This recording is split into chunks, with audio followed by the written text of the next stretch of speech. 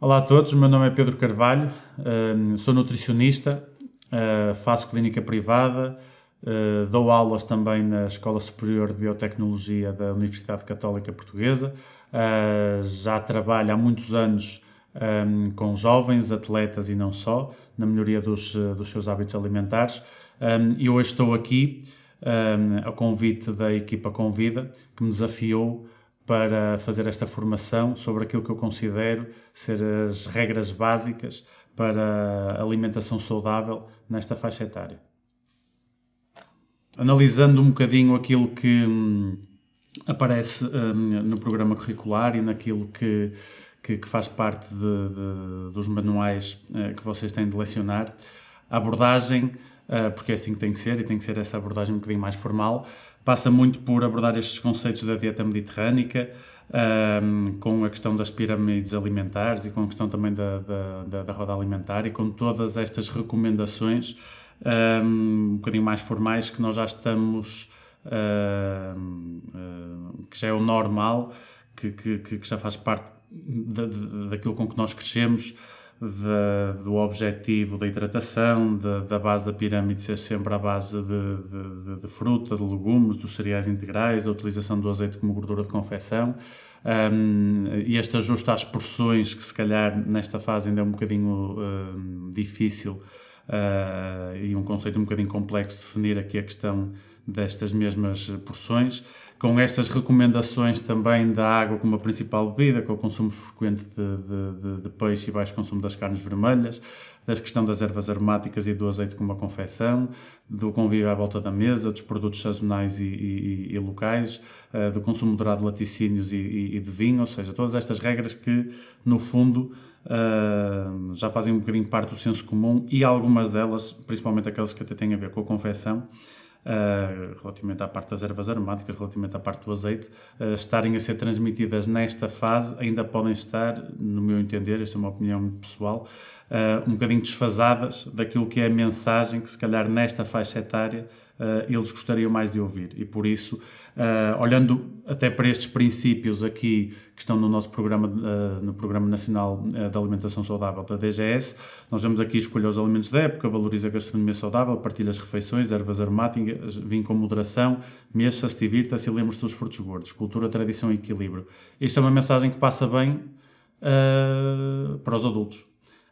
E por isso aquilo que eu vou trazer de seguida são, e de acordo também com aquilo que é a minha experiência a nível clínico e por também já ter trabalhado com vários jovens em clubes desportivos,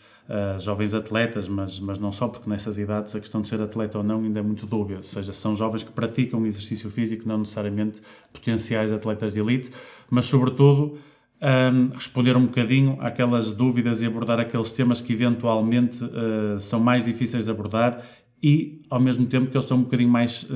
predispostos e sensíveis para ouvir. Num discurso que não é nada moralista, que não é nada paternalista e que eu acho que vai acabar por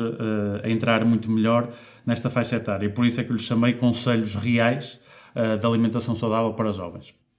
E o primeiro conselho é mesmo este, que é comer fruta e legumes, seja de que forma for.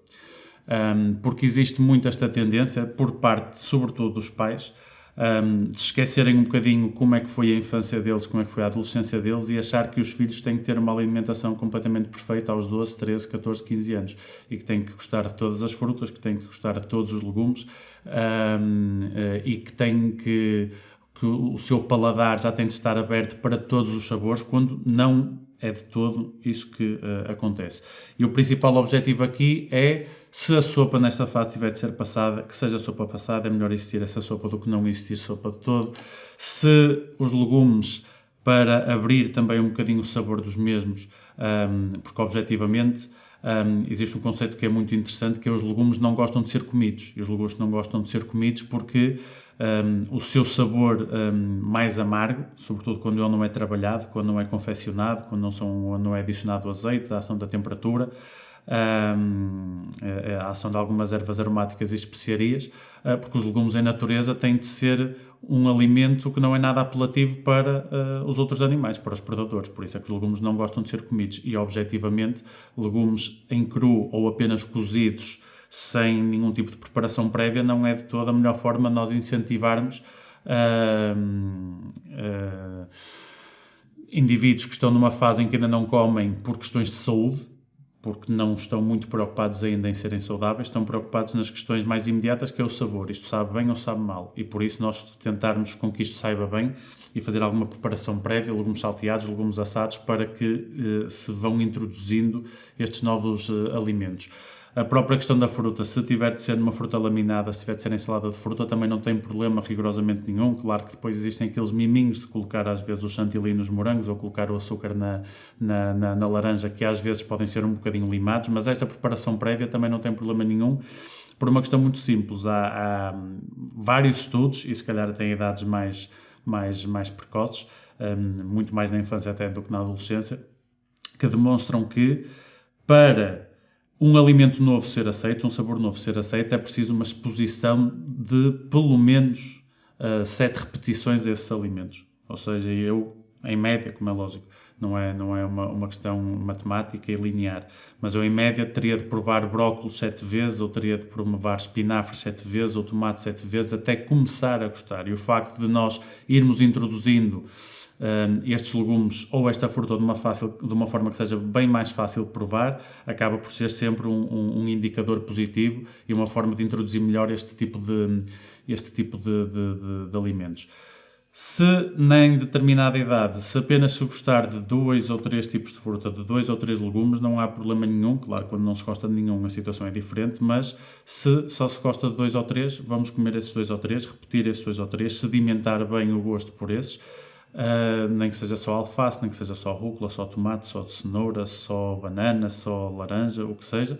e depois tentar que todos os outros sejam inseridos aos poucos, ou seja, dá para fazer um arroz salteado com legumes, uma massa salteada com legumes, noutras preparações, em que de forma um bocadinho dissimulada o sabor vai estar lá, o contacto com aquele alimento vai estar lá, mas ele não vai ser comido de forma isolada. E outra das técnicas bastante interessantes para aumentar a aceitabilidade destes produtos, destes alimentos. E há uma questão fundamental, que é válida em todas as idades, mas sobretudo numa fase tão crítica como a adolescência, que é: ninguém gosta de ser mandado, ninguém gosta de ser ordenado. Se nos mandarem fazer uma coisa de uma forma muito altiva, nós, independentemente da idade, não vamos gostar de que isso aconteça, mesmo já depois de sermos adultos. E por isso, numa fase tão complexa e de construção de personalidade como é a adolescência, o obrigar normalmente é sempre o meio caminho andado para a recusa, porque muitas das vezes essa recusa até poderia não partir por parte do próprio adolescente, mas sim, eu vou recusar este alimento não porque de facto não o queira provar, porque se calhar se eu estiver só com os meus amigos até o provo, mas vou recusar este alimento para criar uma guerra, uma batalha com o meu pai ou com a minha mãe, ou com o meu professor, noutros contextos, que é, eu se calhar até faria isto se não fosse obrigado e se fosse exposto este alimento de outra forma, mas como estou a ser obrigado a comer a sopa até ao fim, ou obrigado a comer a salada até ao fim, ou alimentos que eu não gosto ou ainda não estou preparado para provar, e normalmente essa obrigatoriedade ou essa postura um bocadinho mais altiva, não necessariamente assertiva, também tem tudo para correr mal. E por isso esta é a primeira mensagem. Dar esta opção de escolha, ou dar autonomia e dar, entre aspas, esse poder, mesmo que seja de uma forma um bocadinho controlada, é fundamental. Uma das atividades que eu fazia muito quando estava nas escolas de futebol Dragon Force, do Futebol Clube do Porto, era deles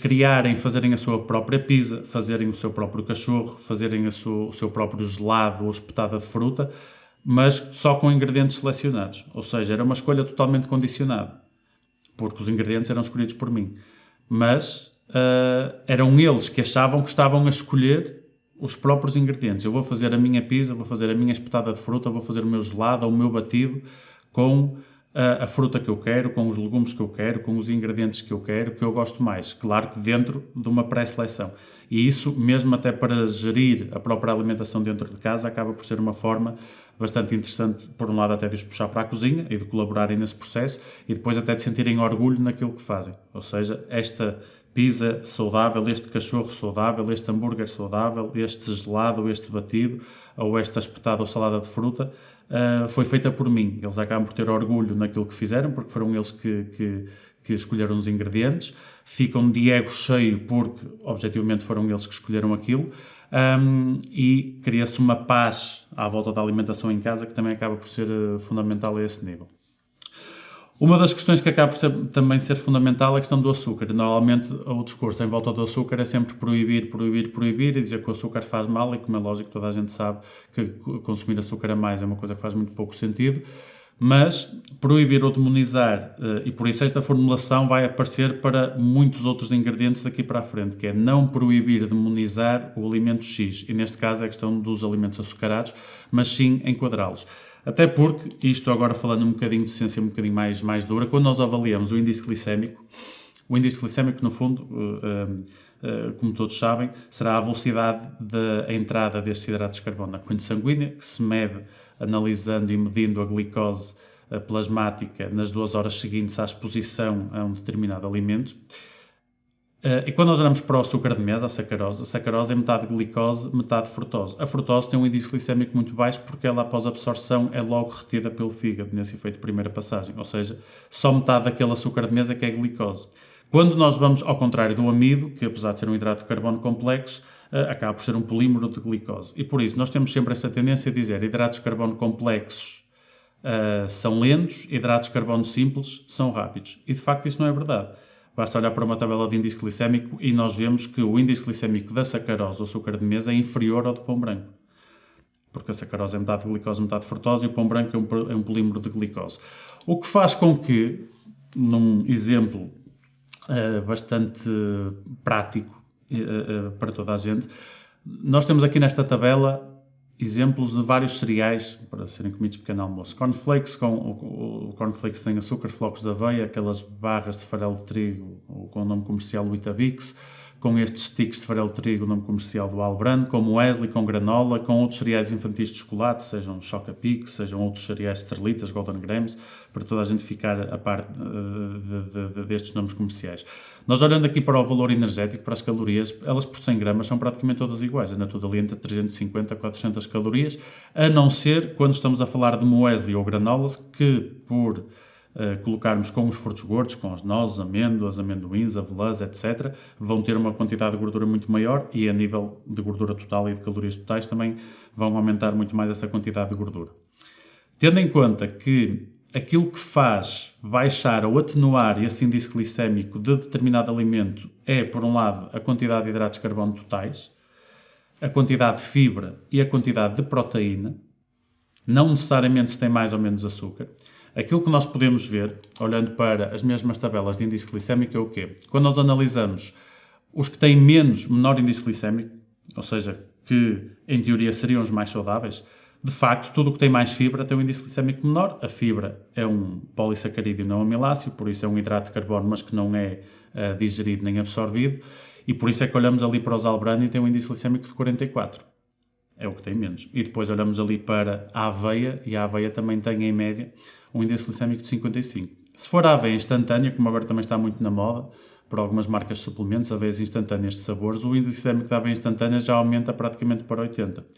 E quando nós olhamos ali para aquele segundo e terceiro elementos do quadro, em que compara esta espécie de Choca-Pic com cornflakes, o índice glicémico é praticamente igual. Até é ligeiramente mais alto nos cornflakes, porque isto não tem a ver tanto com a quantidade de açúcar, mas tem a ver com a quantidade de fibra e de proteína que acabam por ter estes cereais. E por isso, a partir do momento em que os cereais, mesmo que não tenham açúcar, também não têm fibra, não têm proteína, mesmo que não tenham açúcar, o impacto metabólico deles é igual aos do que têm açúcar. Com uma desvantagem, é que sabem pior. E por isso nós aí podemos ter o pior dos dois mundos, que é, eu tenho uns cereais que me estão a meter a glicemia muito lá em cima e ao mesmo tempo não sabem a nada. E por isso é que porque isto é um produto muito apreciado nestas idades e não só, o facto de nós quase que fazermos aqui uma mistura, e aqui podíamos estar a falar também de outros, das farinhas lácteas, dos Nestuns, dos Cerelacs, de outras situações do género. Hoje em dia até existe algo que são estes cereais na versão zero, por terem menos açúcar, e é algo que é completamente paradigmático e assustador até do ponto de vista da formulação desses produtos, porque está-se a reduzir o açúcar para acrescentar mais farinha de trigo hidrolisada. E por isso, aquilo que acaba por acontecer é que eu vou ter um produto que não vai saber tão bem porque tem menos açúcar, a quantidade de hidratos de carbono vai ser exatamente igual, o produto vai ser mais caro, vai saber pior e o índice glicémico ainda vai ser maior porque, em comparação com o açúcar, a farinha de trigo hidrolisada vai ter um índice glicémico maior. Eles vão fazer pior, sabem pior, são mais caros e depois dizem 0 no rótulo e depois, de facto, esse 0 acaba por não corresponder muito à verdade. E por isso enquadrar este consumo de açúcar, não demonizar estes alimentos, mas sim, ok, então vamos fazer metade. Eu faço metade dos açucarados e outra metade aqueles que têm mais fibra. E aí acabamos por ter mais uma vez paz à mesa e em casa e ser uma escolha alimentar um bocadinho mais equilibrada. Com os suplementos proteicos acontece algo muito semelhante. E em primeiro lugar é preciso também perceber aqui uma coisa, que é, existe um viés de seleção nos jovens que procuram suplementos proteicos. Normalmente é quem treina mais, é quem tem maior cuidado com a aparência,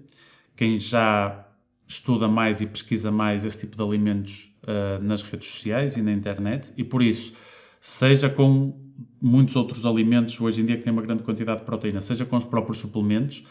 é certo que se calhar essa quantidade toda de proteína pode não ser necessária, mas lá está, o objetivo não é nem proibir nem demonizar, mas sim enquadrar. Porque, vamos dar um exemplo, todos estes alimentos que neste momento estão aqui a aparecer, uma lata de atum, uma coxa de frango, um destes iogurtes de proteína, com 25 gramas de proteína, ou um doseador, um scoop, como se costuma chamar, de 30 gramas desta proteína de soro de leite, a whey, que é uma proteína que está muito na moda, tudo isto é uma representação de 25 gramas de proteína. Ou seja, toda esta proteína é digerida em aminoácidos e esses aminoácidos são absorvidos independentemente da fonte. É exatamente igual se eles vêm da carne, se vêm do peixe, se vêm dos iogurtes, se vêm do queijo ou se vêm dos suplementos. É lógico que pode não fazer sentido nesta fase estar a existir uma ingestão demasiado elevada, seja de suplementos proteicos, seja dos iogurtes, mas ao mesmo tempo, porque isso é algo que se calhar até preocupa muito mais os pais e educadores, mas ao mesmo tempo também não é positivo existirem 3 ou 4 bifes ao almoço ou ao jantar, ou montanhas de comida onde a porção de proteína, porque está em crescimento e tem que aumentar muito essa quantidade de proteína e por isso tem de comer muito, e tal não é necessário. As necessidades de proteína fazem-se por quilo de peso e sobretudo de massa muscular. Logicamente que alguém com 80 kg precisa mais do que alguém com 70, do que alguém com 50, do que alguém com 40 kg, como é lógico. E por isso, aquilo que varia, sobretudo para quem treina, aquilo que varia mais do ponto de vista das necessidades é muito mais a quantidade de hidratos de carbono que se come, ou seja, muito mais a quantidade de arroz, massa, batata, leguminosas do prato do que propriamente a quantidade de carne e de peixe. E por isso, mais uma vez aqui, não pode ser nem tanto ao mar nem tanto à terra, porque os suplementos não são nenhum bicho-papão, não são esteroides anabolizantes, não vão fazer explodir a massa muscular porque é apenas proteína, são iogurtes enriquecidos em proteína ou suplementos proteicos, da mesma forma do que se estar a ingerir 4 ou 5 ovos a uma refeição ou uma grande quantidade de carne ou peixe também não faz sentido rigorosamente nenhum e tem que haver um paralelo entre as duas coisas. Proteína a mais não faz sentido nenhum, mas ela tanto pode vir dos suplementos como pode vir dos alimentos e nesta fase todos nós sabemos como é que se costuma comer, sobretudo adolescentes e atletas e sobretudo dos rapazes, que é um consumo alimentar às vezes completamente alarve nestas idades, com grandes quantidades, mesmo que depois a massa gorda não esteja muito acima daquilo que seria o desejável, de facto a quantidade de proteína pode estar muito acima. E nós temos que fazer a proteína, que eu costumo dizer muito isto a nutricionistas, a pediatras, a muitas pessoas e aos próprios pais também em consulta, que é colocar estes alimentos proteicos a nosso favor, porque é bem melhor um copo de leite magro com meio scoop, meio doseador desta proteína ou destes leites proteicos que já existem no mercado, do que os leites achocolatados tradicionais, que têm muito menos proteína e uma quantidade de açúcar muito mais elevada. É muito melhor um lanche levado para a escola que possa consistir numa barra proteica, com uma quantidade de açúcar muito pequenina, com uma quantidade de gordura muito pequena e com uma boa quantidade de proteína, do que um bolo qualquer comprado, mesmo agora com estas novas regras dos bufetes escolares, comprado num café nas imediações ou com um bolo qualquer trazido de casa. E por isso também é um bocadinho utópico que os lanches neste momento a levar para a escola sejam apenas a peça de fruta e panquecas saudáveis, ou queijinhos light, ou queijo fresco, aqueles merendas quase de adulto. É impossível pensar que isso pode ser replicado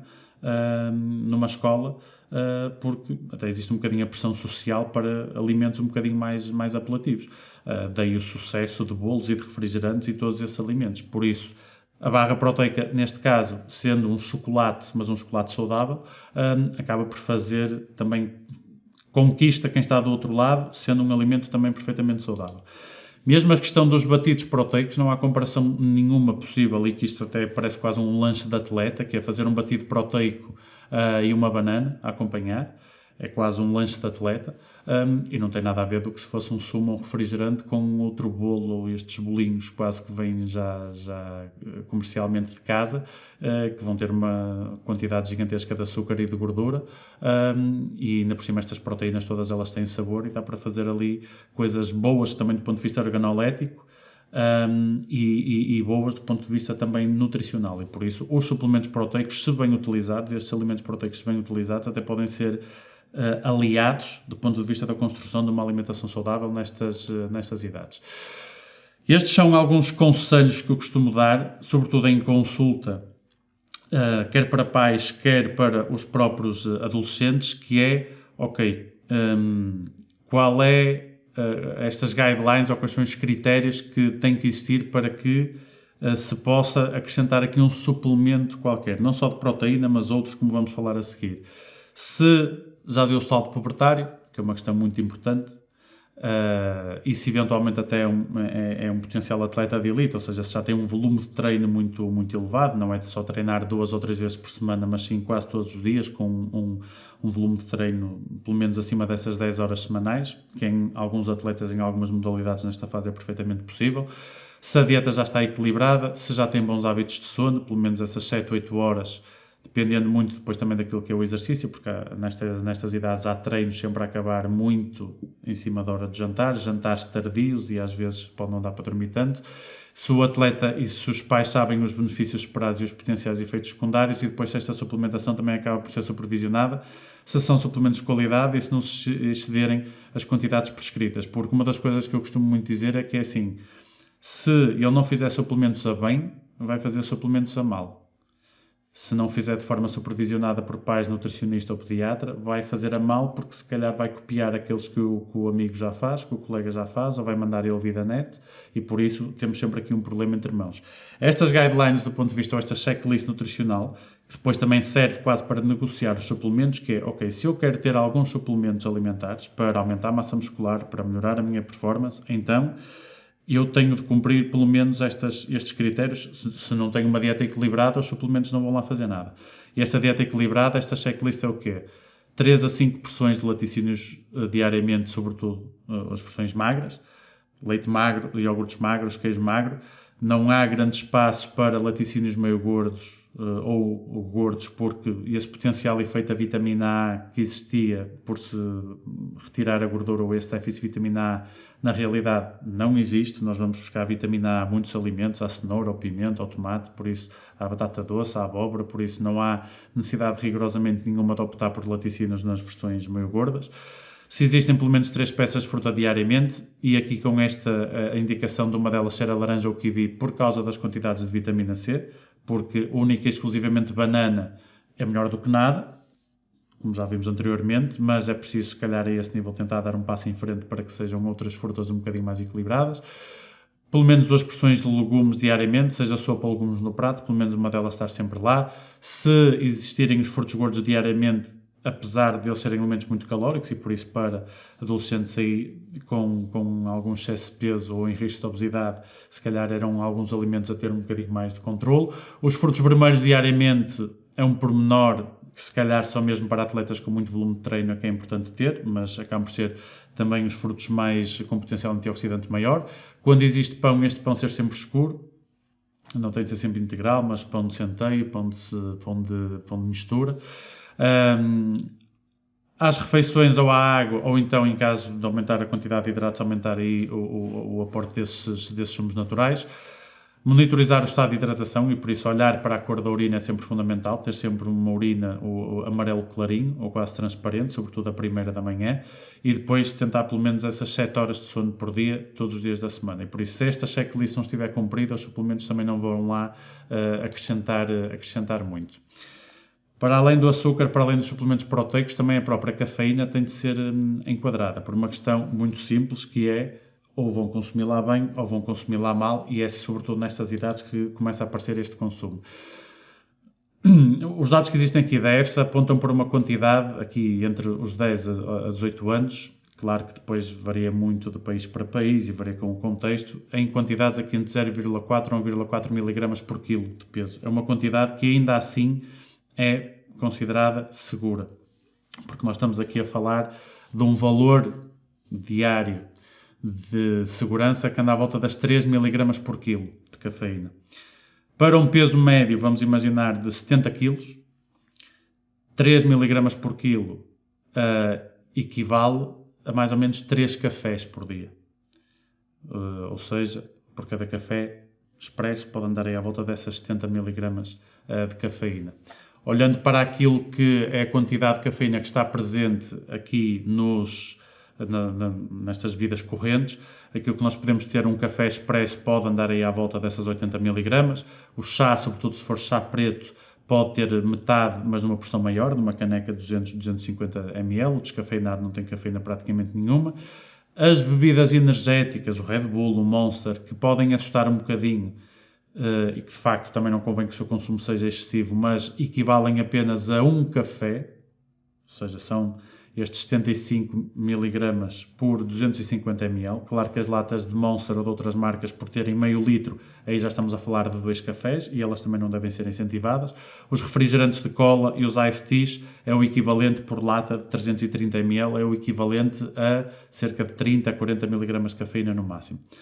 Ou seja, é perfeitamente possível nestas idades que se consuma cafeína a mais, se já existir uma grande quantidade de café, se já existir uma grande quantidade de bebidas energéticas, e isso não deve ser promovido, mas também não deve ser proibido nem demonizado, porque nós temos mais ou menos estes valores em que sabemos que não existe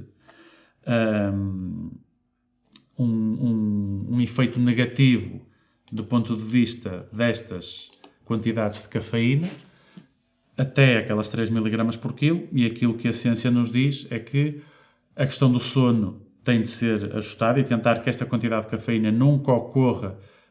no último terço do dia, ou seja, a partir ali das 6 da tarde, que a exposição à cafeína seja praticamente nula, mas também não a proibir nem demonizar, até porque há uma questão, sobretudo numa fase pós-pubertária e sobretudo em atletas adolescentes, que é importante perceber que existem atletas alunos, adolescentes, que podem dormir se calhar 6, 7 horas por dia, têm um dia inteiro de aulas pela frente, e depois ao final do dia, se calhar das 6 às 9 da noite ou das 7 às 10 da noite, ainda vão ter ali mais 2 a 3 horas de treino. E depois têm que estudar e têm alturas com testes. Eu próprio fui um atleta adolescente, e dando até a minha experiência pessoal, foi muito mais difícil até lidar com as exigências do 10º, 11º, 12º do que propriamente em épocas de exames da faculdade, porque aí não havia aulas e estava para estudar o dia inteiro, era interrupção letiva para estudar para os exames. E por isso, a exigência que existe do ponto de vista de horas de aulas, horas necessárias para o estudo, trabalhos de casa, treinos, exige que se calhar nestas idades se coloque um bocadinho de cafeína para que eles consigam aguentar todas estas situações. E por isso, sobretudo com os atletas, com os adolescentes alunos que são atletas e que se note que de manhã estão sempre um bocadinho mais cansados, e que possam ser potenciais atletas de elite de qualquer modalidade, até do vosso ponto de vista pode ser dada uma tolerância extra, porque às vezes não é não é por falta de esforço da parte deles, ou às vezes não é fita, por assim dizer, às vezes é mesmo carência de sono, cansaço físico, porque muitas das vezes pode não ser fácil aguentar todo esse volume de aulas e de treinos. Eu gosto muito de falar do álcool nestas idades, porque à semelhança de todas as outras substâncias, eles ou os vão consumir a bem ou a mal, e esta fase, se calhar aqui 14, 15 anos, a transição de nono para 10º ano é sobretudo nesta fase que os consumos começam assim a aumentar. E lá está, proibir e demonizar nunca tem assim um grande resultado, porque é sempre aquele discurso demasiado paternalista e que cai sempre em saco roto, mas educar para esse consumo. Educar para esse consumo é dizer o quê? Que se este consumo for durante as refeições ou fora das refeições, esta curva da alcoolemia não tem rigorosamente nada a ver. E se for um consumo de uma quantidade de álcool constante mas moderada, como muitas vezes acontece quer com a cerveja, quer com o vinho, é totalmente diferente do que se for com shots que têm uma grande quantidade de álcool muito concentrada e que é ingerido logo de uma vez, e que por isso os potenciais efeitos nesse nível de alcoolemia são muito piores, e é sobretudo, e esse é um dos principais problemas, é quando se perde rapidamente o controle ou quando esse nível de alcoolemia dispara.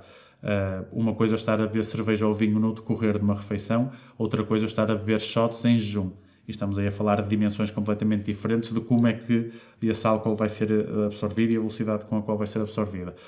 Para além disso, o próprio impacto calórico que acaba por ter, porque as bebidas alcoólicas, o álcool tem 7 kcal por grama, mais do que o álcool só a gordura, que tem 9, proteína, hidratos, carbono tem essas 4 calorias por grama, e hoje em dia nós já temos colas zero, já temos águas tónicas zero, qualquer refrigerante light, e por isso é perfeitamente possível o impacto calórico também diminuir a partir do momento em que se consegue controlar o próprio refrigerante que está a acompanhar essa mesma bebida. E uma das situações que esta para mim acaba por ser a fundamental, até porque é muito comum e muito popular, que é a mistura, sobretudo nestas idades, das bebidas energéticas que nós falamos lá atrás com as próprias bebidas alcoólicas, porque nós estamos a misturar duas substâncias que têm efeitos antagónicos no nosso sistema nervoso central. O álcool que a deprime e a cafeína que o estimula. E isto vai fazer o quê? E o vodka Red Bull, o whisky Red Bull, o Red Bull com absinto, ou seja, estamos a falar de bebidas que são relativamente comuns nestas idades, e que têm um problema, que é permitem um estado de sobriedade aparente, ou seja, o efeito positivo da cafeína vai mascarando um bocadinho o efeito negativo do álcool. E por isso a pessoa parece que está sempre bem, está sempre muito ativa, quando de facto já apresenta níveis de alcoolemia um bocadinho acima daquilo que seria o ideal. E depois, não proibindo, porque lá está, se nós falamos desta mistura como uma mistura explosiva e que não se deve fazer, aquilo que vai acontecer é que se calhar eles vão ter vontade de a fazer mais rápido, mas dizer que isto pode ser mesmo uma mistura relativamente perigosa para quem quer começar a sair à noite e quem quer começar a beber. É importante que o saiba fazer de forma equilibrada e de forma responsável para que não existam todas aquelas situações desagradáveis de consumos excessivos de álcool que nós já estamos habituados. Em relação ao fast food, a mensagem é praticamente a mesma, que é limitar o consumo a estes momentos sociais e com amigos, não é proibir nem demonizar. Nós hoje em dia já podemos ter em qualquer cadeia de fast food,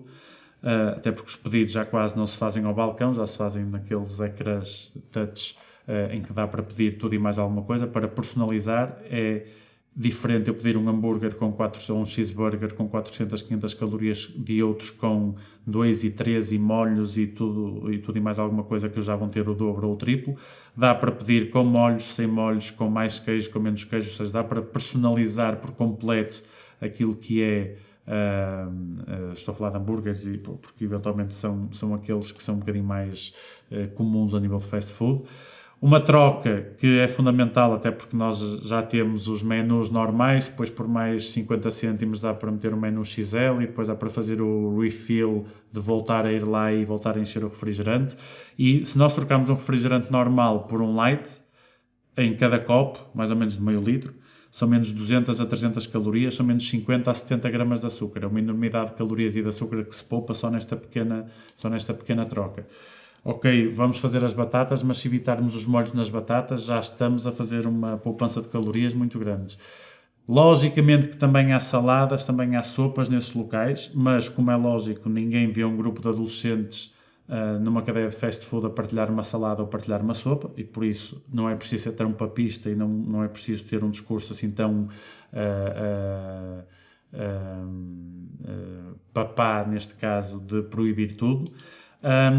Mas há uma questão fundamental, que é o evitar o perdido por 100, perdido por 1000. E lançar um bocadinho esta ideia na cabeça deles de que, porque toda a gente nesta fase se preocupa com a imagem corporal. E isso até liga com o próximo tema que eu vou falar a seguir. Toda a gente se preocupa com a imagem corporal e por isso nós podemos lançar quase essa analogia na cabeça deles, que é: se eu como 5.000 calorias a mais, eu estou a engordar 1 kg. Se eu como 5.000 calorias a menos, eu estou a emagrecer 1 kg. E por isso, se eu vou a uma cadeia de qualquer fast food e como 1.000 calorias porque foi o hambúrguer mais as batatas, mas o refrigerante era light e eu não meti molhos, é diferente do que se for o dobro. Porque o refrigerante era normal, porque eu meti mais molhos, porque pedi um hambúrguer ainda maior e por isso o perdido por 100 não pode ser o perdido por 1000. Porque eu posso ir almoçar com os meus amigos e jantar com os meus amigos, ir ao cinema, já vou comer pipocas e por isso posso pedir um refrigerante light, são logo outras 500 calorias que eventualmente eu posso poupar e por isso é fundamental estas estratégias de, ok, vamos sair, vamos comer, não vamos proibir nada, mas vamos controlar danos. E essa questão de controlar os danos acaba por ser fundamental. Isto são alguns exemplos, só que são exemplos bons, em grande parte destes casos, até para refeições fora de casa, bons e outros a evitar, mas isso é mais para adulto. Porque se calhar nesta fase uma feijoada não diz tanto, um arroz de marisco ou de tamboril não diz tanto, um cozido ou umas tripas não dizem tanto. Claro que existem aqui algumas coisas, pode ser um prego em pão em vez de um cachorro, tem mais carne, mais proteína, menos molhos, pode ser uma tosta mista sem manteiga em vez de ser com manteiga, pode ser uma americana sem maionese, pode ser uma omelete com arroz e salada, porque em qualquer sítio se consegue encontrar isso. Ou seja, seria melhor que estes, se calhar, convívios e almoços fossem feitos num restaurante com o prato do dia do que propriamente numa cadeia de fast food. Mas, se for numa cadeia de fast food, pelo menos controlar um bocadinho aquilo que são aquelas indicações que falamos anteriormente de controlar os fritos, controlar o açúcar dos refrigerantes. Uma das questões que acaba por ser fundamental, também adequar o discurso, é esta promoção do exercício físico. Quando nós falamos em saúde, falar de saúde nestas idades é cair um bocadinho em saco roto, porque o ser saudável é uma coisa que não cai tão bem. Ou que eles ouvem, mas se calhar não ligam tanto. E por isso, as questões estéticas, que é vou perder massa gorda, vou aumentar a massa muscular, vou ficar com o corpo mais tonificado, ou até por questões competitivas, do ganhar, é algo que entra muito melhor no ouvido. E por isso, aqui tem que haver algum pragmatismo e deixar de pensar nestas coisas tão bonitas de dizer, mas que depois na prática falar sobre de promover a saúde, de ficar mais saudável, de ninguém está a pensar aos 14 ou 15 anos como é que estão os níveis de glicemia, como é que está o colesterol, como é que está a triglicerídeos, como é que estão as tensões, ou seja, isso são coisas que passado 20, 30 anos, 40 anos vão-se começar a preocupar mais. Nesta fase, questões mais de competição e estéticas são sempre muito mais bem aceitos, muito mais bem assimiladas por parte deles no que diz respeito ao exercício. Outra das situações que acaba por ser fundamental é dar o exemplo. E por isso dar o exemplo acaba por ser fundamental, porque se em casa os pais não comem sopa, não estão à espera que o filho coma sopa. Se os pais não treinam, vai ser mais difícil o filho também começar a treinar. Se as refeições em casa é tudo ao telemóvel ou tudo olhar para a televisão, é perfeitamente normal que depois esses comportamentos sejam replicados. E por isso não se consegue mudar comportamentos em qualquer fase, mas sobretudo nesta, não se consegue mudar comportamentos sem dar o exemplo. E por isso evitar um bocadinho este discurso demasiado fundamentalista, que é não tentar que adolescentes tenham uma alimentação perfeita quando nós, adultos, também não a temos. E por isso perceber que eles não vão gostar aos 20, aos 30, aos 40 daquilo que gostam aos 12, aos 13, aos 14 e aos 15. É por isso que existem menus infantis nos restaurantes, é por isso que em muitos alimentos, sushi, marisco, fígado, aqueles pratos mais compostos, são coisas que às vezes se começa a gostar aos 25, aos 30, começa-se a dar mais valor a ir daquele ou outro restaurante, e por isso nós não temos que acelerar o processo, não temos que acelerar as coisas, temos que tentar que exista um certo equilíbrio, que os valores do peso e da massa gorda não estejam demasiado elevados, que exista o treino e o exercício físico possível, mas tentar ou evitar ao máximo uma pressão desmesurada para que algum adolescente com 14, 15 ou 16 anos tenha uma alimentação perfeitamente 100% saudável, 100% equilibrada, porque nem é esse o objetivo, e há erros que se cometem nessas idades, que é bom que se cometam nessas idades para depois não se cometerem mais tarde. Por isso, esta última mensagem é um bocadinho nesse sentido, que é evitar este moralismo excessivo. Por isso, aquilo que se gosta de comer nestas idades não é o que se vai gostar de comer em idade adulta, e como tal, colocando todas estas regras em prática, acaba por ser fundamental. Eu depois vou disponibilizar também alguns exercícios que acho que são interessantes até para fazer na sala de aula, para complementar um bocadinho aquilo que é o programa, porque o programa tem que ser sempre uma coisa mais formal e falar das recomendações alimentares, da roda dos alimentos, a pirâmide da alimentação mediterrânica, e isso tem de estar bem consolidado, como é lógico, mas depois, para captar a atenção, dar estes conselhos reais, falar da alimentação real para estas idades, que corresponde à preocupação que eles de facto têm nesta fase da vida, analisar menus, analisar a composição nutricional dos alimentos, seja de fast food, de alimentos que eles que estão presentes no supermercado,